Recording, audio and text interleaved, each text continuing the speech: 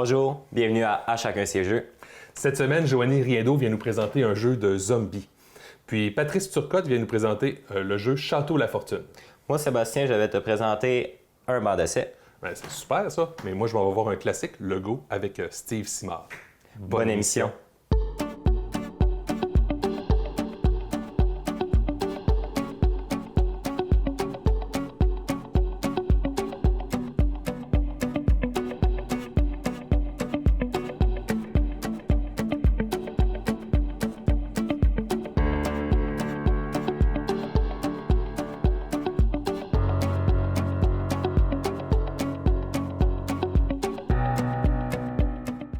Bonjour, mon nom est Steve Simard. Je suis un passionné de jeux de société et puis j'aime beaucoup les jeux complexes, les jeux où c'est difficile de surmonter, où c'est difficile de gagner, où on perd souvent contre le jeu. Les jeux tactiques aussi, les échecs, le Go. Chronique classique. Bonjour Steve. Bonjour. Ça va bien? Oui, ça va bien. Oui. Hey, je vois ça j'ai vu ça dans des films, dans des images, mais j'ai jamais joué, je sais même pas comment ça marche. C'est quoi ça? Ça, c'est un jeu de Go. C'est un jeu quand même classique là, de position, de stratégie. J'ai lu rapidement l'histoire sur Wikipédia pour essayer de bien vous le raconter, mais rapidement, c'est un jeu qui a été développé en Chine, puis par la suite, il a migré au Japon. Ça a été un peu plus l'élite qui s'est mis à jouer au Go. Les règles sont quand même simples. Il offre beaucoup de possibilités de jeu. Rapidement, juste pour vous dire, si on compare les jeux de stratégie, par exemple le Go avec les échecs, il y avait l'ordinateur Deep Blue. Deep Blue, merci, de IBM qui avait battu Garry Kasparov à la fin des années 90. Et puis, l'ordinateur était incapable de battre à l'époque le meilleur joueur de Go parce qu'il offre trop de possibilités, trop de calculs. Et puis, lorsque le Deep Learning est sorti finalement pour les ordinateurs vers à peu près 2015-2016, c'est là que les premiers ordinateurs ont été capables de battre les meilleurs joueurs au Go. Je vais t'expliquer rapidement les rudiments du jeu. Tu vas voir, c'est quand même assez simple. Deux types de plateaux ici. Lui, c'est pour les parties plus courtes. C'est un tableau 13 par 13. On joue sur les intersections. Ici, c'est 19 par 19. C'est le plus gros.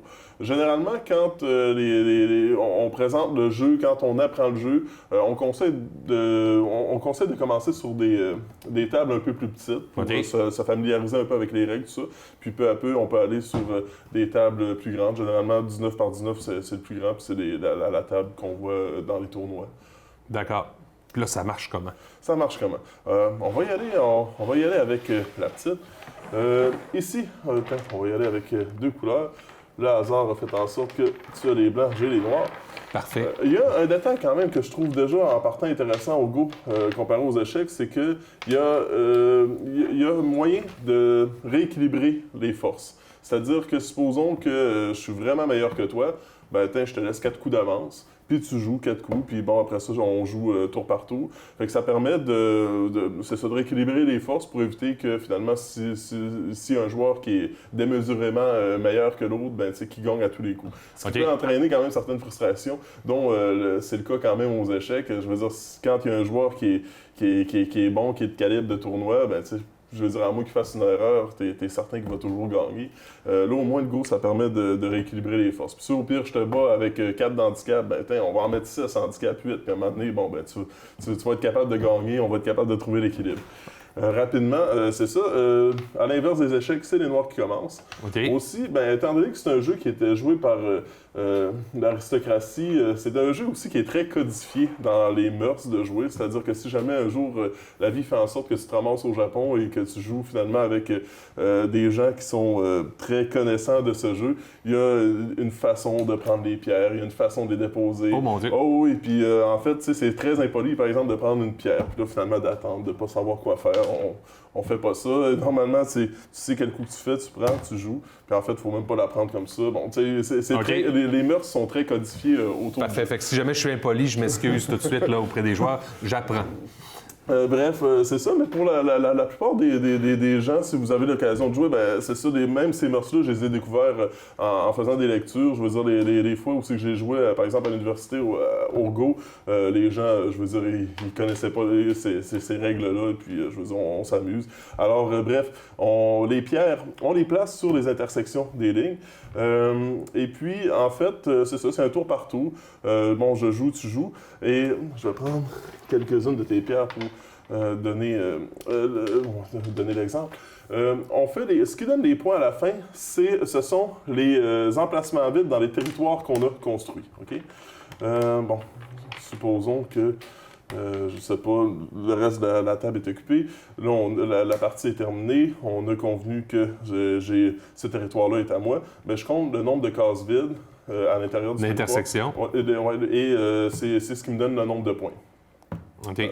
Et les pierres que je t'ai capturées dans le jeu vont servir à soustraire tes points. Fait que bien souvent, les parties, ce qui fait aussi le côté un peu particulier du pointage, c'est que ça termine souvent un pointage à 0, 40-0 par exemple. Parce que les pierres que j'ai ramassées, ben, t'enlèves tous les points que t'as fait. Fait que bien souvent, et puis si un coup j'ai enlevé tous les points, ben, celles qui restent, ben, ça me fait des points supplémentaires. Mais là, moi, mettons, là, c'est à toi. Tu peux jouer n'importe où. Et c'est ça qui offre la grande possibilité du jeu, c'est que tu n'as pas de limite. T'as pas de limite de OK, tu peux jouer partout où tu veux. OK, mettons que je joue. Tu peux jouer là. OK. Par exemple, OK. Moi, je jouerais. Par exemple. Puis là, l'intérêt de jouer collé sur l'autre, c'est d'essayer de me capturer. Capturer, j'imagine. Essayer de t'empêcher de prendre du territoire. En fait, l'adage romain qui dit diviser pour mieux régner et l'union fait la force n'a jamais été autant vrai au Go. Si j'ai deux pierres collées sur la même ligne, leurs possibilités fusionnent. En fait, détail quand même important, pour capturer une pierre, il faut couper ses possibilités. Par exemple, la pierre toute seule là a 4 possibilités, donc si finalement tu parviens à couper des possibilités, tu la captures. Et ça me fait une intersection par la même occasion. Ah ouais, à toi. Sauf que, par exemple, supposons que là, tes pierres fusionnent, leurs possibilités fusionnent, et, par exemple, si elles fusionnent sur les lignes et non en diagonale, supposons que j'en arrivais à avoir cette forme-ci, mais je couperais tes possibilités. Et, supposons que c'est à moi, ben, en plaçant cette pierre-là dans le centre, je me trouve à détruire aussi celles qui sont autour. Donc, quand on fait un territoire, pour être certain qu'il t'appartienne, tu dois t'assurer d'avoir ce qu'on va appeler des yeux, OK? C'est-à-dire deux trous, deux ouvertures sur lesquelles ton territoire, je serai incapable de te le saisir. Je vais t'en montrer la forme. En fait, si je fais le contour là, du périmètre de ta forme, quand même que je placerais une pierre ici, ben, tu as toujours un endroit où respirer. Fait que finalement, je ne pourrais juste pas, tu me la capturerais automatiquement. Fait que le but, c'est non seulement d'avoir du territoire, mais de t'assurer d'avoir aussi au moins 2 espaces pour respirer que je puisse m'empêcher de t'étouffer. En fait. OK. Aussi, autre règle rapide, c'est ça, fait qu'en étant collé, les possibilités fusionnent. Fait que pour étouffer, par exemple, ce petit groupe-là, c'est finalement de couper les 6 autour. Aussi, il n'y a pas il n'y a pas d'effet surprise tant que ça au Go. Okay? Un petit peu comme les échecs, c'est-à-dire quand on place, quand on menace le roi, on dit à l'autre joueur échec. Au Go, ça ressemble un peu à ça, c'est-à-dire que si il y a un groupe ou une pierre que en plaçant ta pierre, tu me la menaces, tu me dis Atari. Okay? Atari? Oui, Atari, pour me signifier finalement que ma pierre est menacée, il n'y aura pas d'effet surprise. Et finalement, ben, c'est ça, ben, je vais jouer en conséquence pour éviter que ma pierre se fasse. Puis à la fin, y a-tu un mot qu'on dit pour terminer? Non. Il n'y a pas le échec et mat? Il y a possiblement un mot. En fait, le jeu continue jusqu'à temps que, un moment donné, tu ne vois plus de possibilités de jeu, puis tu passes ton tour. Okay. Et moi, ben, si je passe mon tour après, ça finit. On compte les points. On compte les points, oui. Parfait. Ben, je te remercie beaucoup. Yes, ça fait plaisir. À la prochaine. À la prochaine. Maman de Sarah Lavoie, Joanie, je suis une maman impliquée. J'ai un travail à temps plein, mais j'adore toujours rassembler mon monde autour d'un jeu de société. Chronique contemporain. Hey, bonjour Joanie. Salut Sébastien! Tout qu'un setup, là, c'est quoi ça? C'est un jeu que j'adore beaucoup de la série Zombicide. Zombicide, c'est une gamme de jeux coopératifs où on joue tous en équipe pour vaincre des zombies ou répondre à des missions sous un principe d'une campagne. Ça a l'air compliqué. Mais dis-toi que ça ressemble beaucoup plus aux jeux de zombies qu'on a sur nos consoles de vidéo, mais sur table, pas d'écran. Excellent. Avec un temps. La version 15 minutes vient avec une bande audio où on a à suivre. Mais aujourd'hui, j'ai seulement 5 minutes, donc je vais te présenter les grandes règles de ce jeu-là qui me fait triper. Vas-y. Le jeu de Zombicide, comme tu peux voir, la carte est énorme. C'est une carte où on a des campagnes où nos personnages vont évoluer. Donc moi, j'ai ici 2 personnages. J'ai Snow, ma petite blanche, et j'ai Siphon. Et toi, tu as 2 joueurs, tu as Vance et Will, qui, dans cette mission, doivent se rendre à l'école. OK. Mais ils doivent nettoyer la carte. Pour plus qu'il y ait de zombies. Pour plus qu'il y ait de zombies du tout. C'est une bonne idée de prendre la voiture rose, mon amour. Donc, le jeu, les cartes semblent un peu plus complexes, mais les cartes nous permettent d'avoir la vie de nos personnages, parce qu'ils n'ont pas tous le même niveau de vie. Donc, ils peuvent se faire frapper 3 fois par des zombies avant de mourir. Ils ont des armes qui ont de l'usure aussi. Okay. Donc, c'est une arme, comme par exemple ici, on voit que c'est une crosse de hockey qui a de l'usure elle aussi. On voit qu'elle tue 3 zombies en même temps. Elle peut retenir 3 zombies, mais elle ne fait pas de bruit, donc elle n'attire pas de zombies. Ah, ben c'est merveilleux, ça. Donc, ça, c'est le jeu de la première mission, de la première campagne de ce jeu-là. OK. Donc, étant donné que c'est un jeu assez complexe, je vais t'expliquer rapidement qu'est-ce qu'on doit faire. Exactement. Je suis prêt. Donc, c'est 1 à 4 joueurs. On peut même aller jusqu'à 6. Et c'est un jeu de coopération. Donc, on a chacun notre tour et on dit « à toi » et on joue un prochain joueur. Et c'est timé. On a du temps. Donc, il ne faut pas perdre notre temps à négocier sur « ouais, moi, je pense... Non, non, non. » Non, parce que plus on avance dans le jeu, plus le temps attire des zombies sur notre place. Et plus on a de la misère à s'en sortir. Et le but du jeu, c'est que tout le monde survive. Excellent. Donc, lorsqu'on a on a toujours 4 actions qu'on peut faire. Lorsqu'on est avec des zombies, comme en début de partie, on combat les zombies avec une arme, on peut les combattre à main nue, on peut utiliser un objet, prendre ou poser un objet lourd ou se relever. Donc ça, c'est 5 actions. Donc, il faut en choisir une là-dedans. Quand il n'y a pas de zombies, on peut se déplacer, on peut entrer dans une zone, on peut fouiller rapidement, fouiller minutieusement ou prendre le jeton de fouille qu'il y a sur place. OK. Donc, par exemple, moi, je ne peux pas sortir, j'ai 2 zombies. Les méchants. Donc, je prends ma crosse de hockey, je l'use une fois et je tue mes 2 zombies. Donc, j'ai une action. OK. 2e action, je sors. 3e action, je me rends à la prochaine planche. 4e action, je tue le zombie. Donc, ma crosse de hockey est rendue 2 fois. 2 points. Donc là, je dirais à toi. À moi. Et là, je joue un de mes 2 personnages. Un de tes 2... dans le fond, il faut que faire la rotation. Donc moi, par exemple, j'ai pris Snow. Tu pourrais prendre Will. Je prendrais Siphon. France. Et on ferait toujours la même rotation. Toujours la même rotation. Fait qu'on peut pas dire, ce serait préférable que je joue lui à ce moment-ci pour libérer le chemin à l'autre. Non, on peut pas faire ça. Donc, c'est ça. Fait que là, si j'ai bien compris, un tour, j'élimine ces zombies-là, donc usure sur mon bâton de hockey que je venais juste de m'acheter. OK. Donc, tu as passé de 3 à 2 points de vie de ton arme. Ah, ben tiens, c'est Ensuite, triste. Je sors, 2e action. 3e action, je me déplace et là, 4e action. Tu dis que je fais le combat à point nu? Oui, tu peux le combattre à main nue. Oui, et comme ça, tu perds un zombie, mais tu gardes ton arme. Ah, ben, je combats un zombie. C'est meilleur parce que là, il y en a juste un. Eh oui! Hey, mon Dieu, je comprends. C'est déjà à comprendre. Donc, le but de ce jeu-là, moi, je les adore, la série Zombicide. Le Zombicide régulier, il n'y a pas de temps limite. Mais tu piges et ta horde s'accumule et tu peux piger une carte qui fait que la horde arrive sur ton carré. Donc là, c'est tout qu'un défi.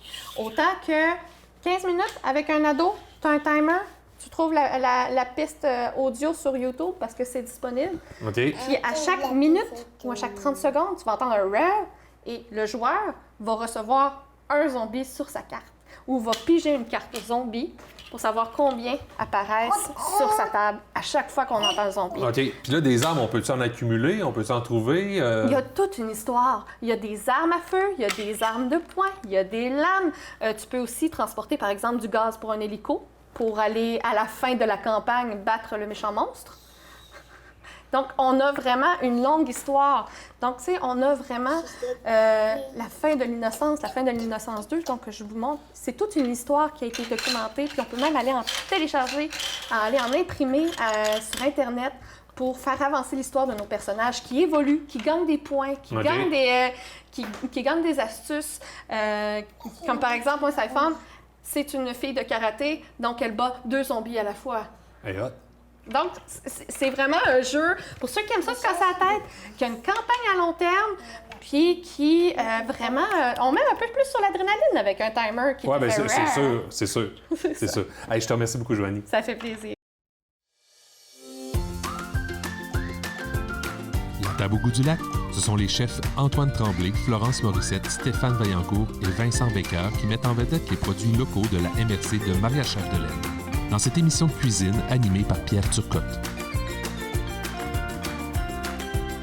Bon appétit!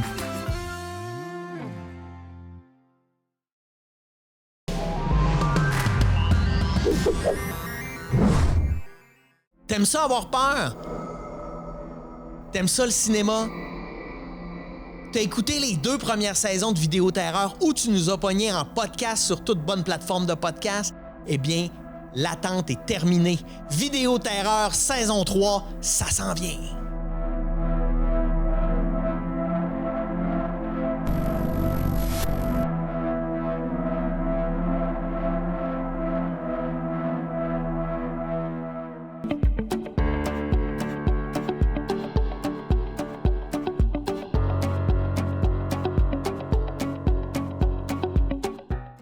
Salut, je m'appelle Patrice Turcotte, je travaille pour la Galerie du Jouet, je suis acheteur et conseiller et je suis un fan des jeux de société. Chronique, nouveau classique. Patrice, qu'est-ce que Oui. tu me présentes aujourd'hui, ça va? Oui, ça va bien. Excellent. Je te présente le jeu Château La Fortune. Oui. En fait, c'est un vieux jeu qui a été fait début 70, si je ne me trompe pas, qui était fait par Parker Boder avant, la même compagnie qui a fait Monopoly. Oui. Fait que c'est un jeu avec de l'argent, comme dans le Monopoly. On est un maître hôtelier. Fait qu'on a notre hôtel ici. D'accord. Et le but du jeu, c'est de ramasser un certain montant d'argent. Je crois, si je ne me trompe pas, c'est 250 000 Alors, je me mets dans l'ambiance. Allons-y. Fait que c'est vraiment pas compliqué comme jeu. On lance des dés pour se déplacer. On lance un dé pour savoir combien de cartes clients dans notre hôtel on a le droit de piger. OK. Et dans notre hôtel, on a des zones différentes, comme par exemple une suite, un lit simple, un lit double, et on peut louer des étages complets, dépendant des clients. Fait que comme par exemple ici, c'est un lit double, une suite, mais il y a un nombre d'étoiles aussi. Fait que d'après le nombre d'étoiles que notre hôtel a, Oui. c'est les sortes de clients qu'on a le droit d'accueillir et le montant qu'on va charger. Qu'on peut charger. Fait que par exemple, ici, je vais essayer d'en trouver un 2 étoiles. Par exemple, ici. Si j'accueille un dragon chinois, si mon hôtel a 2 étoiles, Oui. je vais retirer 1 000 $.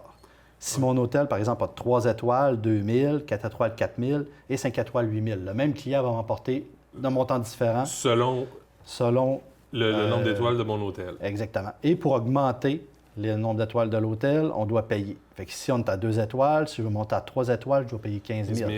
4 étoiles, 35 000 et 5 étoiles, 60 000. Donc, il faut que je gagne de l'argent pour éventuellement investir dans mon hôtel. Investir pour que le monde me rapporte plus. Mais fait que c'est vraiment plaisant, c'est pas compliqué.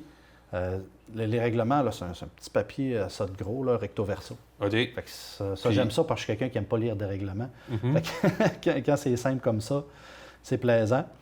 Puis là, je vois, on dirait qu'il y a comme du courrier là-bas. là. Exactement, c'est des options différentes. Dans le fond, dans ça peut donner des choses positives comme négatives, comme par exemple payer votre prochain investissement d'hôtel à moitié prix. Mais ça peut arriver qu'on doit payer des taxes parce qu'il y a un feu dans l'hôtel, tous les clients se sauvent sans nous payer. Fait qu'on perd tous les clients. Puis c'est sur le plateau de jeu que ça va se passer, par exemple, dépendant de la case que je vais arriver, je vais pouvoir vendre dans le fond que mes clients vont quitter et je vais ramasser de l'argent. Comme ici, je peux libérer mon hôtel au complet. Ici, juste l'étage d'en haut, ici, l'autre en bas. L'étage du bas, le fait qu'il y ait une étoile, ça change quelque chose? C'est dépendant si c'est l'étage du haut, l'étage du bas. Comme l'étoile, c'est l'étage du bas, le diamant, c'est l'étage du haut. Je vois. Et le petit hic dans ça, c'est que si notre hôtel est plein, puis on ramasse des personnages, mais notre hôtel est plein, fait qu'on peut pas mettre quelqu'un dehors pour mettre un nouveau. Fait qu'on va donner ces personnes-là au prochain joueur. Fait que s'il y a de la place, il va pouvoir les placer dans son hôtel. Vu qu'on est complet, ils vont voir ailleurs. Là, je vois que le plateau ici s'installe. On peut jouer à 2 à ça? On peut jouer à 2. Le plateau est modulable. On peut jouer jusqu'à 6 joueurs, si je ne me trompe pas. OK. Le plateau de jeu, comme là, c'est à 2. Si on joue, par exemple, à 4, on va mettre... Il y a d'autres plateaux de jeu dans la boîte, puisqu'on va relier les chemins. On va avoir d'autres surfaces. Fait que tu peux monter ton plateau selon ton nombre de joueurs. Ça, c'est quelque chose qu'il n'y avait pas dans la première version. Il y avait un plateau, fait que même si on jouait 2 joueurs ou 4 joueurs, puis on avait le grand plateau. Et ça, là, au moins à 2 joueurs, c'est moins long de faire le tour un petit peu, puis les parties sont plus rapides puis plus fluides un peu. Là. OK. Ce qui le rend plus fun. Oui, parce que lorsqu'on arrive dans un hôtel d'un autre joueur, c'est comme le Monopoly un peu quand on arrivait sur une case. Bien là, ici, dépendant du montant, comme là, si tu arriverais sur mon étage, un étage à 2 étoiles, tu devrais me payer 800 800 Je vois. Puis ça, ces tarifs-là, si on augmente d'étoiles, Exactement. Comme là, ici, l'orange, 4 étoiles. OK. Mais le 800 de tout à l'heure, c'est rendu 2400 OK. Puis ça, y a-tu des couleurs qui sont plus avantageuses que d'autres? Pas du tout. C'est uniquement côté style. OK. Il n'y a pas de pouvoir précis. Si tu préfères les rouges, tu prends les rouges. Exactement. Là. Exactement. Bon, bien, c'est parfait, ça. Hey, c'est super. Bien, merci beaucoup. Un banc d'essai. Salut, Nolan. Allô, Sébastien? T'es prêt à me montrer ça? Oui, c'est double séquence. C'est un peu le même principe de jeu avec le plateau habituellement à la verticale que tu déposes des pièces puis tu dois faire des rangées de cartes. Genre puissance 4, là? Oui. Okay. C'est un peu dans le même principe, mais plus un peu hasard. OK. Donc, c'est de faire des lignes de 4, effectivement, mais en hasard. Donc, ça peut jouer jusqu'à 10 personnes. Donc, si on est 10, c'est 2 équipes de 5. Comme nous, chez nous, on est 4, donc on joue 2 équipes de 2. Chacun les pions. Bref, ce qui est important, c'est le nombre pair. Oui. C'est, même nombre impair, ça pourrait se faire. OK. Donc, il y a 5 cartes chaque par personne. Je suis bien à 5. 2, oui. 3, 4, 5. Oui, on est bon, on sait compter jusqu'à là. Donc, comme tu peux le voir, sur le plateau, il y a toutes les cartes possibles. Oui. Les valets. Il faut jouer avec les jokers ainsi que les valets. Ça, je vais t'en parler un petit peu plus tard au courant de la partie. Donc là, on peut faire... je vais te laisser commencer par après. Mais exemple, le but du jeu, c'est de faire des lignes de cartes. Donc, avec les cartes que tu as, je vais commencer. Exemple, je mets le 3 de trèfle. Je vais venir prendre un pion et le mettre sur le 3 de trèfle, du côté lisse. Car une fois que tu as fait une ligne de 5, là, tu vas venir les retourner. Puis le but du jeu, c'est de faire 2 lignes de 4. OK. Donc, c'est de 5. Donc là, ça sera à toi de jouer, de le mettre où ce que tu veux. Il n'y a pas vraiment de territoire que tu dois jouer, c'est vraiment partout sur le tableau. Partout sur le tableau, je peux jouer n'importe où. Donc, ton but, c'est de venir me bloquer aussi. OK. C'est de quand même me bloquer pour que je ne réussisse pas à faire mes... Mettons que je me mets là, je viens ici, je me nuis, mais je te nuis aussi dans un sens. Oui, effectivement. Là, justement, une erreur que je viens de faire, je suis rendu à 4 cartes. Chaque fois que tu déposes une carte, tu dois repiger une carte. OK. Comme là, vu que moi, j'avais pas repigé une carte et que tu as joué, je suis dans l'obligation de jouer avec 4 cartes. Ah! Donc là, si je rejoue une fois puis que j'oublie de repiger, effectivement, si je rejoue une fois puis que j'oublie de repiger, je vais être rendu à 3 cartes seulement à jouer. Donc, il faut être Ensuite alerte. à 2. OK. Donc, c'est vraiment de repenser à repiger. Je jouais avec mon frère. Là, puis on je était... t'arrête là-dessus, là. Ça doit toujours être le même qui oublie ses cartes parce qu'il y en a tout le temps un qui est plus distrait que les autres. Oui, qui se ça ramasse avec c'est moins. mon frère. OK. Ça, c'est mon frère. On le salue. Donc, même affaire pour les coins, les jokers. Comme on joue avec les jokers, on peut aller très bien dans les coins pour jouer. Comme là. Mais là, on peut choisir le coin. Là, oui, c'est pour ça il y a 2 fois les mêmes l'as de trèfle, il est là 2 fois, ainsi que tous les autres. Donc, c'est vraiment de savoir quelle carte qui est passée avant. OK. Puis quelle carte qui est partie, parce que là, je viens avec les valets. Les valets, chaque valet, il y a soit visage qui regarde de côté ou visage que tu vois ses 2 yeux. Ah, OK. Donc, à mon tour, si jamais toi, il te manque, par exemple, tu as déjà une ligne de 4, tu en manques un, tu peux mettre un valet que tu vois les 2 yeux pour compléter ta ligne de 5. Si je vois que tu as une ligne de 4 et puis que tu es sur le point de le finir, je peux mettre un valet que tu as juste un œil. Ce qui fait que je vais venir enlever un de tes pions. Si tu mets un valet avec les 2 yeux, là, à ce moment, toi, tu peux en rajouter un. OK, où je veux. J'ai À pas besoin l'endroit d'avoir que tu la veux. carte. Non, à l'endroit que tu veux. C'est pour ça que les valets, il n'y en a aucunement sur le plateau, mais vraiment juste de soit dans le négatif ou dans le positif. OK. C'est bon. Fait que là, c'est soit que... Tu sais, le plus 1, c'est soit que je viens continuer ma séquence ou que je m'en vais te barrer le chemin. Oui, bien, de là, justement, c'est pour ça que, regarde, tous les valets, là, Ouais. je crois que c'est les rouges qu'on voit toujours leurs 2 yeux et les noirs, on en voit juste un. De là qu'il faut regarder, OK, un œil, tu l'enlèves, 2, t'en rajoutes un. Et là, moi, j'ai curiosité, là, mais on peut-tu faire des lignes en diagonale? Oui, ou, diagonale, ça marche horizontale, aussi? verticale, comme tu le sens, tant que tu fais une ligne de 5. Puis là, j'imagine qu'à force de jouer, là, tu dois savoir exactement... Tu sais, tu regardes ton jeu, puis tu sais déjà où sont placés, puis tu cherches pas. Parce que moi, j'ai l'impression de Savoir me où sont chercher. placés, oui, quand même, mais sont quand même placés ensemble. Oui, je vois que les Trèfle, rouges... cœur, pique, carreau, trèfle, cœur, pique, carreau. Donc, tu sais, ça suit quand même. L'as toujours dans le milieu, 2. Donc, tu sais, oui, c'est un ordre. À fur et à mesure que tu joues, oui, tu peux savoir ce qui sont plus placés, mais c'est plus de savoir de, OK, si je le mets là, ça peut m'aider à faire cette ligne. Si je le mets là, à cet endroit, ça peut me faire cette ligne. Donc, le but, c'est vraiment de bloquer l'adversaire dans tout cela. Ah, ben c'est le fun, ça. Hey, sérieux, je savais pas quoi m'attendre, mais cool, j'essaye.